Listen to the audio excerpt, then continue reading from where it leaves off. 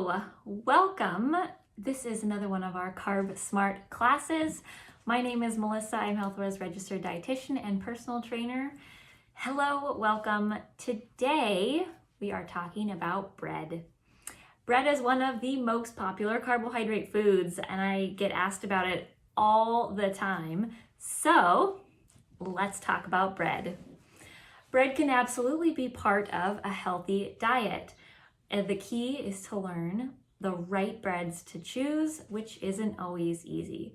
Today, we're going to discuss 4 important guidelines that will help you make the best bread choices. So, guideline number 1, the first ingredient should be whole. First of all, you need to make it a habit to read the nutrition labels on food packages.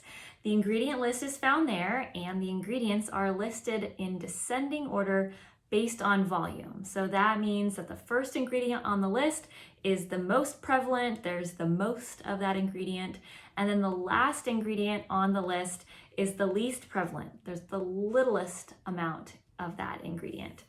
When reading the ingredient list on a package of bread, the first ingredient should be whole something. So for example, whole wheat flour or whole grain rye flour. As an example, I have a few show and tell items. So this, hopefully you can see that, read that. There we go, I think. So this is an ingredient list for type of bread, whole wheat, some sort of bread, and you can see that whole wheat is the first ingredient on the list. So that's what we're looking for. Something that says whole wheat or whole grain or whole something first. Even better, you can look for breads that contain 100% whole wheat flour or 100% whole grain flour, whatever it might be. So that means that the bread contains no refined white flour. It is 100% whole. Food companies are sneaky though, so you have to be careful. They have many names for white flour. They don't just say that there's white flour in the product. So other names are wheat flour. That's probably the most popular one I see, just plain wheat flour, which makes it sound like it's right, whole wheat flour, but no, wheat flour is another word for white flour. Enriched wheat flour is also that. Enriched bleached flour, unbleached wheat flour, bran, wheat germ, and stone ground wheat flour. None of those are whole grains. Those are all refined types of grains. Some breads contain a whole grain ingredient first, but then the second ingredient is one of those non-whole grains. If that's the case, it's not 100% whole wheat or whole grain bread. In fact, the bread could actually contain up to 49%, so just shy of half, up to 49% of that non-whole grain ingredient. Just because the bread is brown or dark colored and has the word wheat on the package doesn't necessarily mean it's a healthy whole grain choice. Since we're talking about whole grains, let's talk about why it's important to eat them. There is research that shows that eating whole grains is associated with lower weight and reduced rates of heart disease and early death, among other things. And they may help lower cholesterol, control blood sugar, and improve our digestion. Whole grains are so good for us. Grains naturally contain 3 parts, the bran, the germ, and the endosperm. A whole grain contains all 3 of those parts and provides us with B vitamins, minerals, antioxidants, and fiber. Refined grains have been processed to remove the bran and the germ.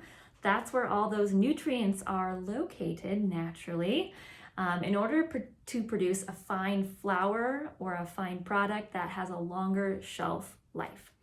The body digests the refined grains much more quickly, which can cause your blood sugar to spike and then drop. Frequent spikes in blood sugar can increase your risk of developing diabetes. Now, you may have heard of the Whole Grains Council possibly. Or you may have seen the whole grain stamp and didn't actually realize what it was on your foods. I'll show you that. So this whole grain stamp, there are 3 different versions that I have here to show you. There we go.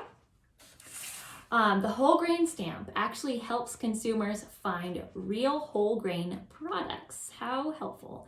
It isn't on every whole grain food package though, unfortunately, but it is becoming more prevalent. So if you have bread at home or some sort of bread product or grain product, see if it has one of these stamps on them. Like I said, there are 3 versions. There's the 100% stamp, which is this one over here. It has the 100% on it, the 50+% stamp, and then the basic stamp, that's that one. The 100% stamp, of course, means that all the grains in that product are whole, all of them, 100%. The 50% plus means that at least 50% of the grains in that food are whole. And then the basic stamp means that the food does contain whole grains, but it's less than 50%. All right, let's move on now to guideline number 2. Now, again, food companies are very sneaky. They put all kinds of interesting things on the labels and trick all of us consumers. So hopefully that will stay there. A bread package could say multigrain or 12 grain or made with whole grains, or as this example, there it is, honey wheat. None of those actually mean that the bread qualifies as a whole grain product. The bread could still be primarily made from refined grains, which we can see if we read the ingredient list. You can see that the first ingredient on there is unbleached, enriched flour. And then in parentheses, it has wheat flour plus a couple other types of flour. And we know that is just white flour. But my goodness, it's dark colored bread and it says honey wheat. It sounds healthy, but truly it doesn't actually have whole grain, whole wheat as its first ingredient. So guideline number 3. If you don't know what it is, it probably shouldn't be in your bread. That's a good rule for any food. If you don't recognize the name of the ingredient, if you can't pronounce it, it shouldn't be in your food. Bread truly only needs 4 ingredients: flour, yeast, water, and salt. And actually, you don't even need the yeast. You can make bread like sourdough with just flour, water, and salt. These days we have a zillion types of bread though, and many contain tons of ingredients that are healthy, like nuts, seeds, various types of whole grains, and other healthy things. They're all added in to make the breads more interesting. And that's fine, that's great. You know that oats, sesame seeds, and flax seeds, those are all real foods. You can pronounce those, you know what they look like, they are food. However, many breads also contain ingredients that you might not recognize, such as monoglycerides and diglycerides. What does that look like in regular form? Could you hold that in your hand? This is a monoglyceride that you bought from the store? Probably not. Those are emulsifiers that help the ingredients combine. But have you ever bought a monoglyceride? No. Something like BHA, butylated hydroxyanisole. I don't even think I pronounced it right. And that's a preservative that's actually associated with cancer in lab animals. But breads can contain things like that. If the bread contains ingredients like those, I recommend not buying it. Look for breads that have ingredients you can pronounce and you know what they are. Finally, our 4th ingredient: high fiber, low sugar, low sodium. That's what we're aiming for. So for bread, 1 serving is usually 1 slice. Approximately 1 ounce is kind of what 1 bread serving is. So per slice, we want to aim for around 80 calories, around 15 grams of carbohydrates, around 100 milligrams of sodium, and at least 3 grams of fiber, and also less than 3 grams of sugar. Those are kind of the general guidelines. Now, examples as we wrap up this topic on bread. Some examples, make sure I have the right paper. Examples of some healthy breads. I have right here for you. So this first one, this is Ezekiel. You've probably heard of this one, probably seen this one. Ezekiel 4:9, sprouted whole grain bread. This would be an example of a healthy bread choice. It is whole grain. It's got all kinds of good things in the ingredients. The calories per slice, 80 calories. It is low in fat, low in sodium. 75 milligrams of sodium is pretty low for bread. 15 grams of carbohydrates and 3 grams of fiber and 0 grams of sugar. This would be an example of a good choice. I believe they sell this at Trader Joe's. I think they also sell it at Target. Probably they sell it at Vons. I'm pretty sure they sell it at Whole Foods and Sprouts.